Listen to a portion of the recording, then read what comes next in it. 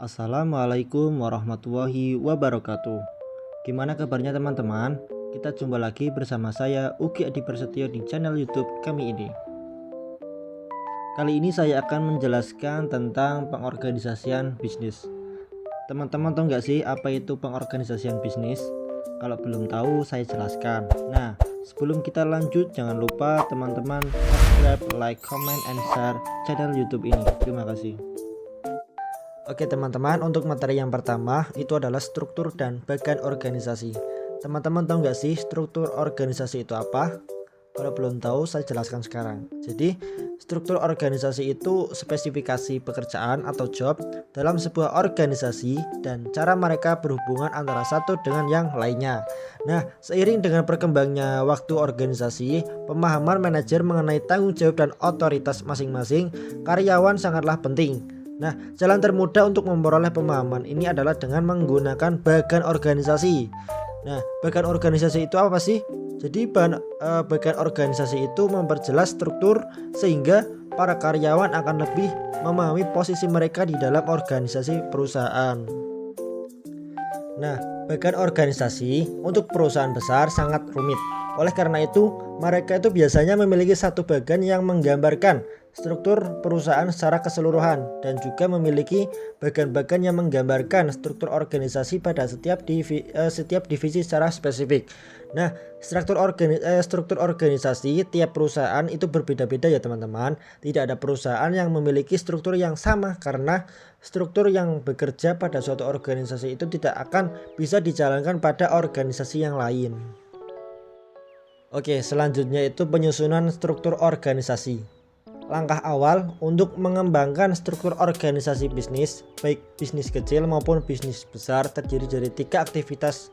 Yang pertama itu spesialisasi. Spesialisasi itu menentukan siapa yang akan mengerjakan apa. Jadi spesialisasi pekerjaan itu dilakukan dengan mengidentifikasi suatu pekerjaan yang harus dikerjakan dan menentukan orang yang akan mengerjakan pekerjaan tersebut. Nah, di dalam perusahaan yang masih kecil, pemilik itu biasanya melakukan semua pekerjaan. Setelah bisnis tersebut berkembang menjadi besar, ia kemudian membutuhkan spesialisasi pekerjaan untuk memudahkan pekerjaannya tersebut. Rumah makan contohnya teman-teman.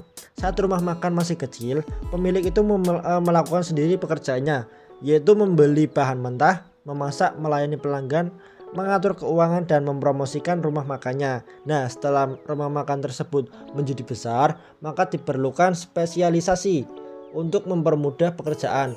Rumah makan tersebut perlu mempekerjakan seorang koki yang bertugas memasak, seorang kasir yang mengurusi keuangan, dan seorang sopir untuk mengantarkan pesanan. Terus yang kedua itu departementalisasi. Departementalisasi itu menentukan bagaimana orang-orang yang mengerjakan suatu tugas yang sangat berkaitan dikelompokkan dalam satu kelompok yang sama. Jadi setelah suatu pekerjaan ditentukan, pekerjaan tersebut dikelompokkan ke dalam unit-unit yang logis. Proses ini dinamakan departementalisasi. Terus yang ketiga, yang terakhir itu pemberian wewenang. Jadi menentukan siapa yang berkuasa dan bertanggung jawab atas suatu kelompok. Maksudnya langkah ketiga dalam pembentukan struktur organisasi itu kan pemberian wewenang terhadap setiap posisi atau pekerjaan yang ada pada bagian. Nah, ketika fokus pemberian wewenang ini adalah manajer dan karyawan yang memberikan laporan kepadanya, proses ini disebut delegasi. Namun ketika fokusnya berada pada pertanggungjawaban seluruh organisasi, proses ini itu dapat disebut sentralisasi atau desentralisasi gitu teman-teman.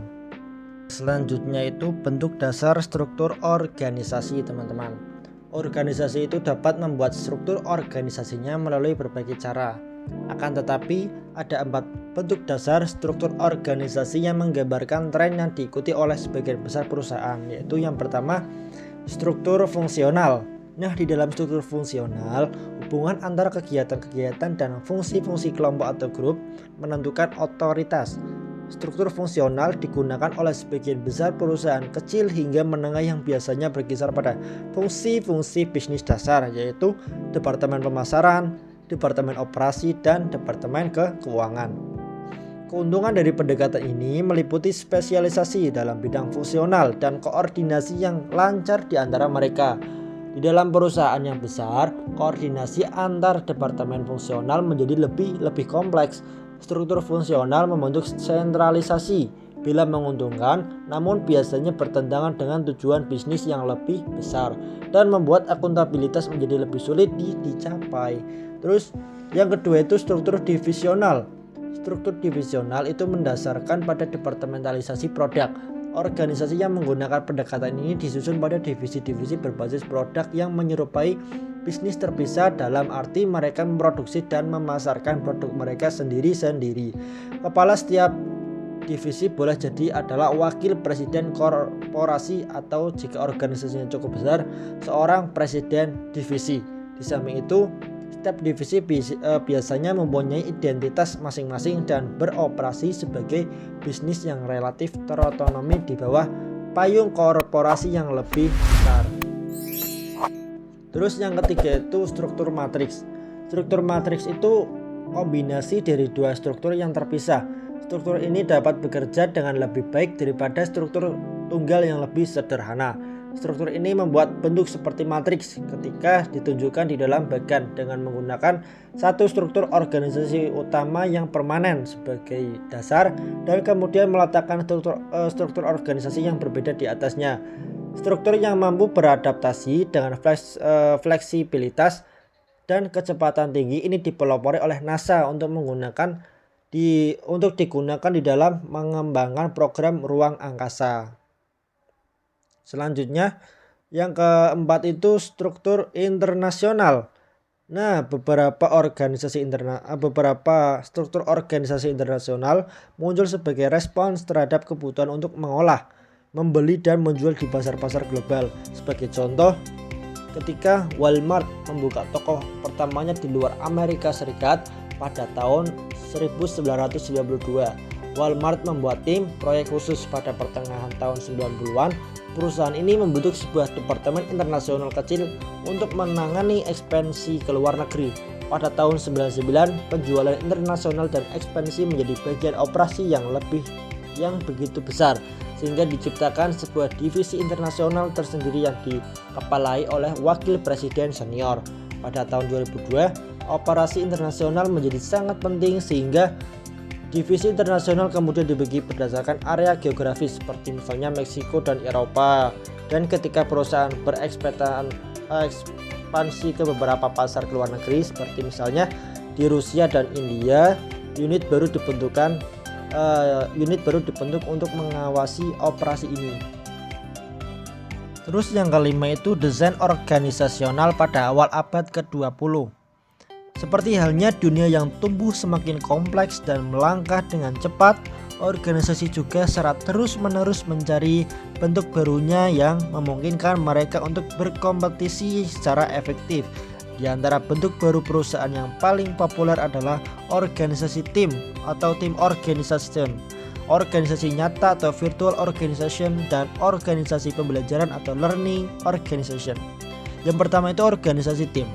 Organisasi tim mencapai sebagian besar dengan sedikit atau tanpa hierarki fungsional utama.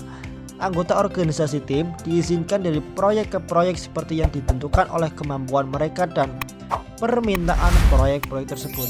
Otoritas tim merupakan dasar yang utama dalam suatu organisasi yang mengadopsi struktur organisasional ini. Terus yang kedua, organisasi virtual. Bentuk organisasi lain yang berhubungan erat dengan organisasi tim adalah organisasi virtual. Organisasi virtual hanya mempunyai sedikit atau bahkan tidak mempunyai struktur formal. Secara khas, organisasi ini hanya mempunyai sedikit karyawan tetap, staf yang sangat sedikit, dan fasilitas administratif yang sederhana. Untuk kebutuhan perubahan organisasi, manajer organisasi virtual mempekerjakan pekerjaan sementara, menyewa fasilitas, menggunakan jasa sumber pendukung dasar dari luar untuk memenuhi permintaan setiap situasi khusus. Setiap kali situasi berubah, tenaga kerja temporer berubah secara paralel, yaitu dengan beberapa orang keluar dari organisasi dan yang lain memasuki organisasi. Fasilitas dan jasa disewa juga berubah. Dalam kata lain, organisasi virtual ada hanya untuk merespons kebutuhannya sendiri. Terus selanjutnya organisasi pembelajaran. Yang disebut dengan organisasi pembelajaran itu adalah organisasi yang bekerja untuk mengintegrasikan perbaikan secara terus-menerus dengan pembelajaran dan pengembangan karyawan secara terus-menerus. Organisasi pembelajaran secara khusus bekerja untuk memfasilitasi pembelajaran yang abadi dan pengembangan personal untuk semua karyawannya ketika mentransformasi dirinya secara terus-menerus untuk merespons perubahan permintaan dan kebutuhan. Untuk penjelasan yang terakhir itu organisasi informal. Struktur organisasi dalam perusahaan tidak memberikan arti bahwa organisasi formal hanya dibatasi sebagai yang dipresentasikan oleh bagian organisasi dan tugas kewenangan formal.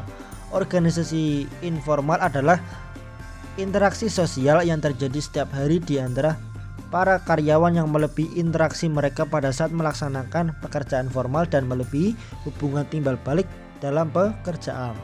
Seringkali organisasi informal secara efektif mengubah struktur organisasi formal perusahaan. Organisasi informal ini terkadang lebih mempunyai kekuatan daripada struktur formalnya. Dilihat dari sisi negatif, organisasi informal dapat memperkuat politik kantor atau office politik yang mengutamakan kepentingan individu-individu melebihi kepentingan perusahaan. Nah, organisasi ini dapat menyebarkan informasi yang sudah berubah atau informasi yang tidak akurat. Jadi manajer yang baik akan membiarkan organisasi informal tetap hidup meskipun mereka menginginkan ataupun tidak. Manajer dapat menggunakan organisasi informal ini tidak hanya untuk memperkuat organisasi formal saja, namun juga untuk dimanfaatkan energinya untuk meningkatkan produktivitas organisasi formal. Gitu teman-teman. Mungkin itu saja penjelasan dari saya mengenai penjelasan tentang sinonim dan antonim. Semoga penjelasan saya dapat diterima dan dapat bermanfaat untuk kita semua. Amin ya rabbal alamin.